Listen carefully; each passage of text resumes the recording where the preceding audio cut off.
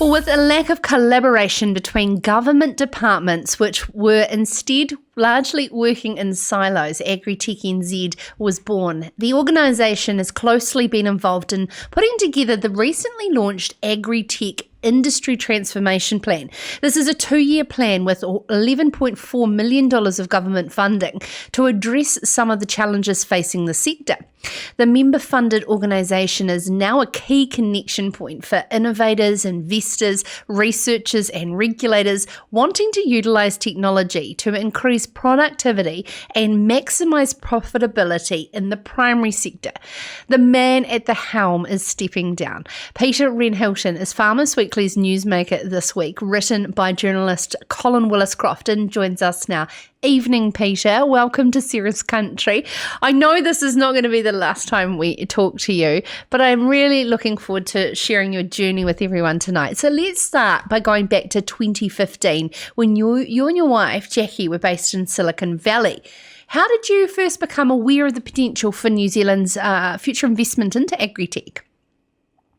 Well, first of all, Sarah, thank you for the opportunity of joining you this evening.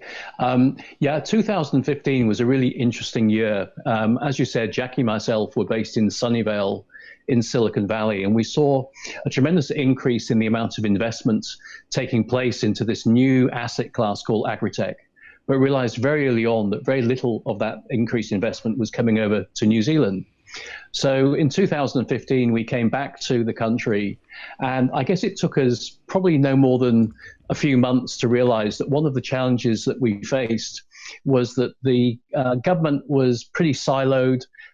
Because we have a small market, a lot of our companies were competing with each other, so duopolies rather than collaborating.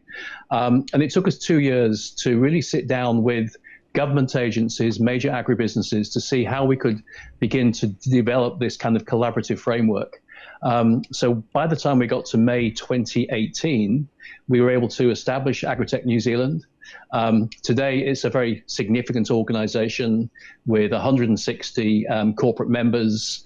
We've recently amalgamated with the Precision Agricultural Association. And as you said, I think the biggest achievement in the last 12, 15 months has been the work we've done with government to get the Agritech Industry Transformation Plan across the line. That happened 2 months ago with Damien O'Connor and Phil Twyford. The two ministers launched it in Tauranga at Zespri. And so far as I was concerned, that was really the key moment, and one of the key moments when I decided it was time to potentially move on, because we'd achieved really what we'd set out to achieve 5 years ago.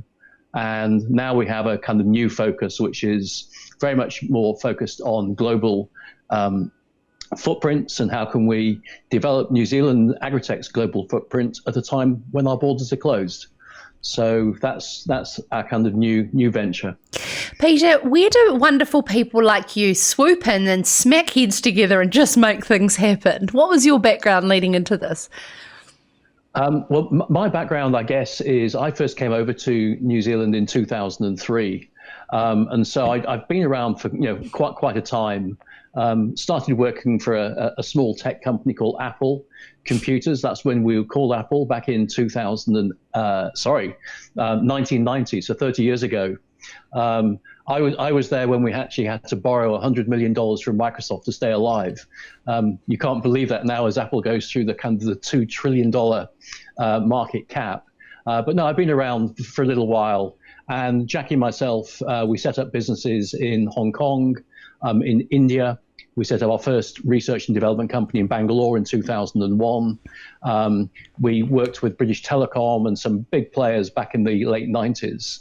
So we have been around the block. And obviously for us, I guess this last 5 years has been one of our biggest achievements to actually bring together such an important part of the New Zealand agri sector together to make a big difference.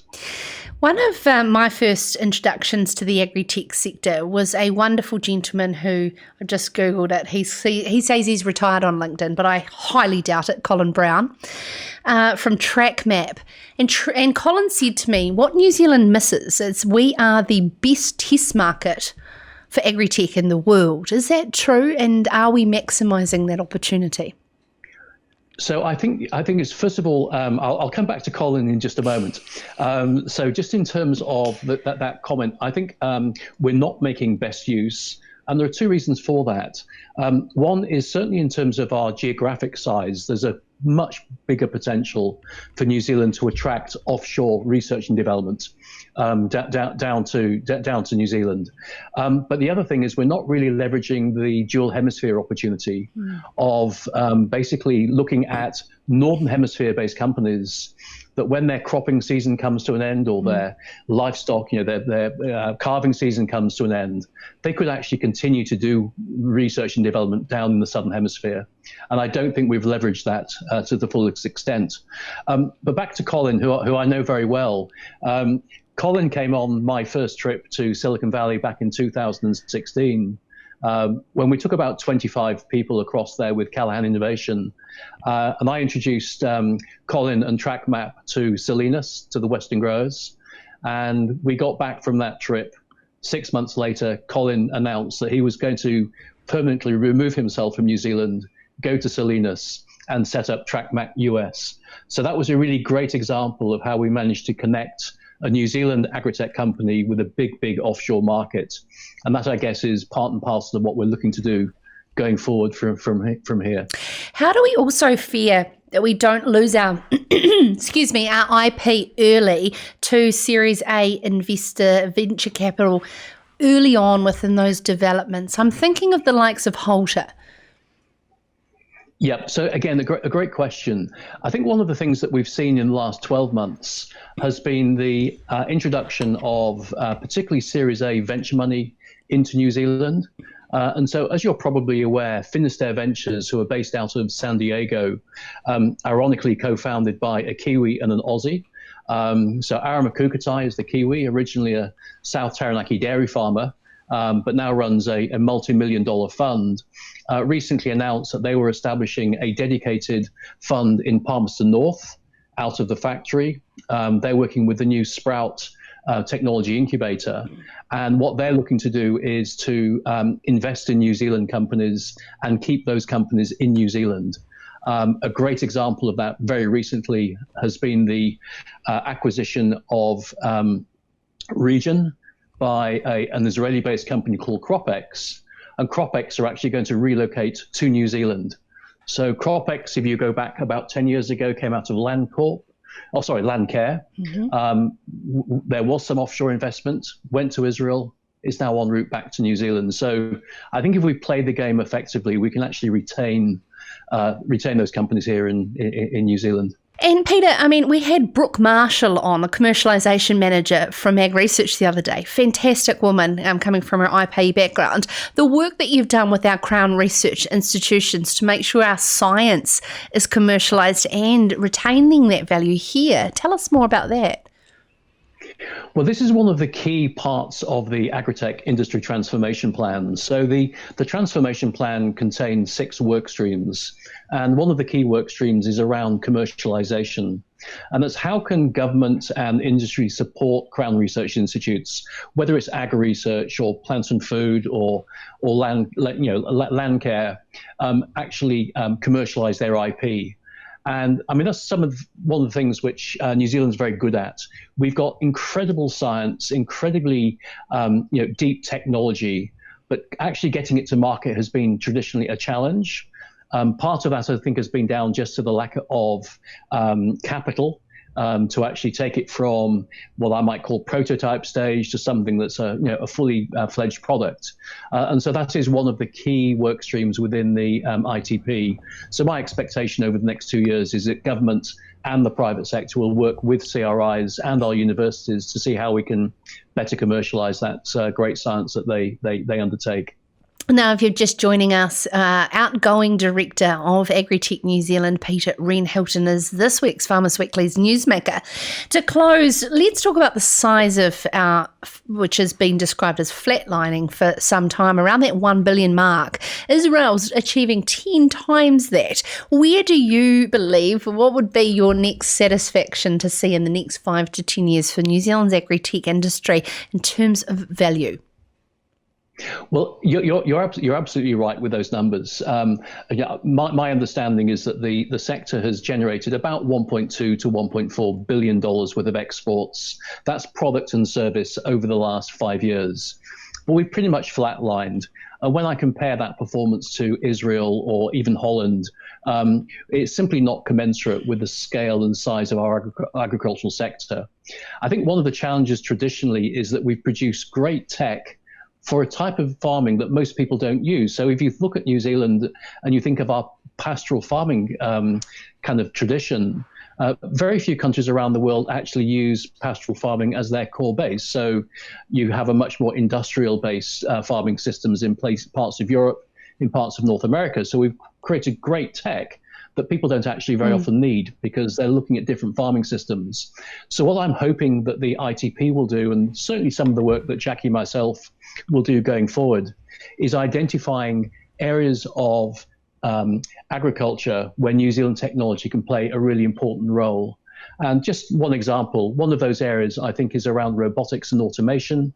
We've got fantastic examples of companies in New Zealand like Robotics Plus out of Tauranga, who are producing some fantastic robotic work. And that can clearly appeal to people like Western growers in North America, who produce 50% of all their fresh produce, but right now have got massive issues around labor, as we do at certain times of the season, whether it's kiwi fruit in the Bay of Plenty or apples in Hawke's Bay or grapes in Marlborough. There's these kind of crunch picking seasons where there aren't, frankly, enough laborers, people actually picking the fruit. So can New Zealand take its robotic and automation technology and sell that offshore more effectively? I believe it can, but it's going to require a little bit of effort from both the private sector and government to work together to make that possible. Now, Peter, thank you so much for taking the time to join us, stepping down at the helm of Agritech New Zealand. And I know that this won't be the last challenge that you are involved in. I do want to take the time to ask you, you're out based in the North Island, and tonight we are crowdsourcing Joel Rock, the producer of Serious Country's itinerary for him and his partner. What is your recommendation of where he should visit? Well, I'm not a very biased person, so I would certainly recommend Tauranga and the Mount and the Bay of Plenty, not least because of the great kind of food and the beaches we've got, but certainly from an Agritech perspective, we've also got an amazing range of great companies there, a lot of whom are involved in the horticultural sector. So obviously you've got kind of the zestri there, but you've got great companies like Blue Lab and Trimax.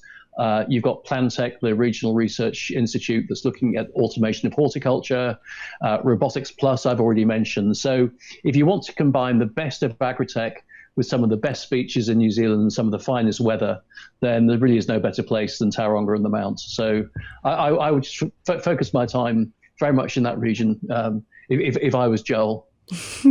Joel, what do you think about going and visiting an amazing robotics company, watching them pick kiwi fruit with a robot?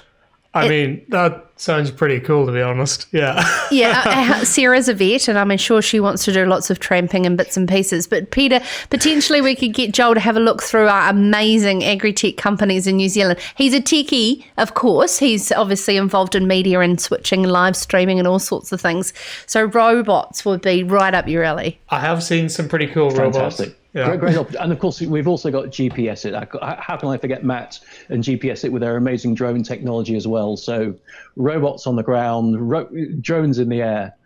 A perfect idea of what farms and orchards will look like in the future. The kind of the digital farm or the digital orchard. I think you tickled his fancy when you said the word drone. Thank you so much, Peter Wren-Hilton, and best wishes with the next chapter. And please don't go too far from touching the sides and influencing our agri-tech sector here in New Zealand.